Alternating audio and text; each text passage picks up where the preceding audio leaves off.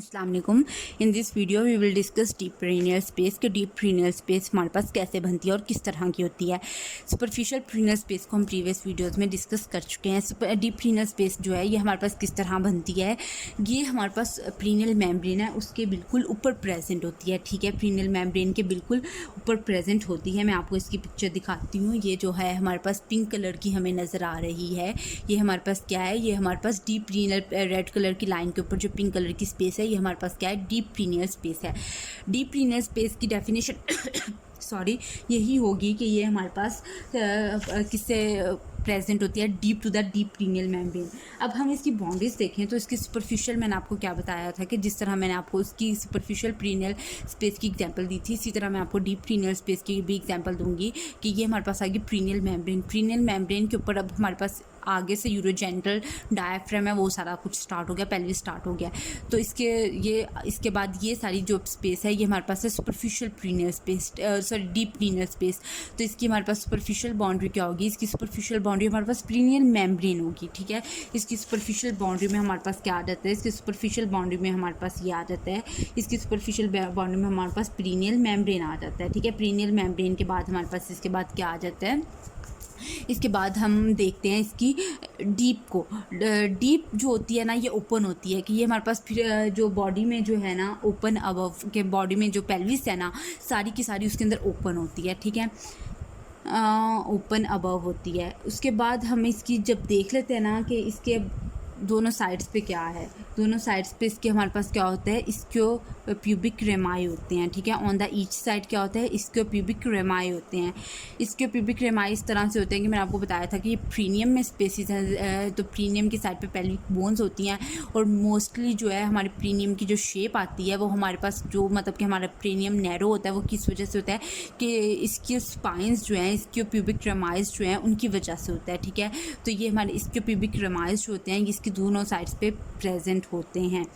अब जो इसके हमारे पास आ जाते हैं इंटीरियरली, हमारे पास क्या आ जाता है इंटीरियरली, ये हमारे पास जाहिर है कि इस तरह से आगे आके हमारे पास दो बन जाती हैं प्यूबिक। मैंने आपको बताया था कि प्यूबिक बोन्स दो आगे मिलते हैं और प्यूबिक सिम्फसिस बन जाता है दरमियान में।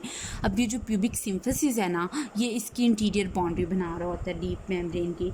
इसकी इधर हमारे पास होता है गैप सा होता है। ठीक है, गैप होता है वो हमारे पास क्या होता है, वो प्रीनियल मेम्ब्रेन में गैप होता है। ठीक है, प्रीनियल मेम्ब्रेन में गैप होता है और आगे से हमारे पास होता है इंफीरियर प्यूबिक लिगामेंट, उसके अंदर जो गैप होता है ना वो इसकी इंटीरियर बाउंड्री को बना रहा होता है। अब ये हो गया हमारे पास इसकी इंटीरियर स्पेसिस। कंटेंट्स में मैं आपको बताऊं कि ये हमारे पास जो है प्रीनियल मेम्ब्रेन से ऊपर को स्टार्ट हो रहा होता है। प्रीनियल मेम्ब्रेन से ऊपर जो है ना हमारे पास यूरिथ्रा जो है ना क्या होता है, प्रीनियल मेम्ब्रेन के ऊपर हमारे पास इस तरह यूरिनरी ब्लैडर पड़ा होता है। यूरिनरी ब्लैडर से आपको पता है हमारे पास यूरिथ्रा निकल रहा होता है।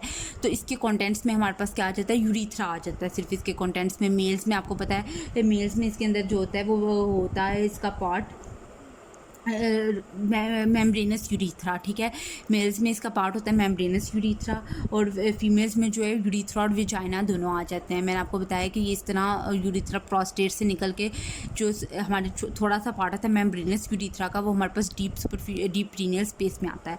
अब यूरिथ्रा आ जाता है। मसल्स जो हैं इसके हमारे पास होते हैं एक्सटर्नल यूरिथ्रल स्फिंक्टर के जो मसल्स हैं वो होते हैं, एक तो वो होते हैं। ठीक है, एक्सटर्नल यूरिथ्रल स्फिंक्टर के जो मसल्स हैं वो होते हैं और दूसरे हमारे पास डीप ट्रांसवर्स पेरिनियाई मसल्स होते हैं। जिस तरह superficial transverse perineal muscles superficial perineal space में थे, इधर हमारे पास होते हैं डीप ट्रांसवर्स पेरिनियाई मसल्स। और इसी तरह फीमेल्स में क्या होता है, फीमेल्स में हमारे पास स्फिंक्टर यूरिथ्राई मसल्स होते हैं। ठीक है, कंप्रेसर यूरिथ्रा होते हैं, स्फिंक्टर यूरिथ्रोवेजिनैलिस होते हैं क्योंकि उसमें उनमें एक अलग स्ट्रक्चर विजाइना होता है जो कि विजाइनलिस उसके एक्शन को उसके मतलब कि ओपनिंग को कंट्रोल कर रहा होता है। इसके बाद हमने मसल्स भी पढ़ लिए कि मसल्स हमारे पास क्या आता है, मेम्ब्रेनस यूरिथ्रा का पार्ट आ रहा होता है। मेम्ब्रेनस यूरिथ्रा पे हमारे पास मेल्स में डिस्टल यूरिथ्रल स्फिंक्टर बनता है। डिस्टल यूरिथ्रल स्फिंक्टर का जो मसल्स हैं वो होते हैं और साथ हमारे पास डीप ट्रांसवर्स पेरिनियाई मसल्स होते हैं। अब हमारे पास आ जाती हैं नर्व्स। नर्व्स जो हैं, नर्व्स वही हैं जो मैंने आपको उधर बताई थी सुपरफिशियल प्रीनियल स्पेस में, कि अगर आपको कोई नर्व का नाम नहीं याद आ रहा कि डीप है, डॉर्सल है, कौन सी नर्व है, तो आप एग्जामिनर को सिंपल कह दें, लिख दें कि हमारे पास पीरिनियल नर्व्स होती हैं प्रीनियल स्पेस में।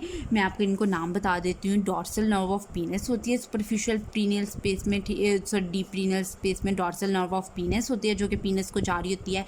ये भी पीरिनियल नर्व एपिडेंडल नर्व की ब्रांच होती है। और हमारे पास दूसरी होती है मैस्कुलर ब्रांचेस होती हैं, ठीक है।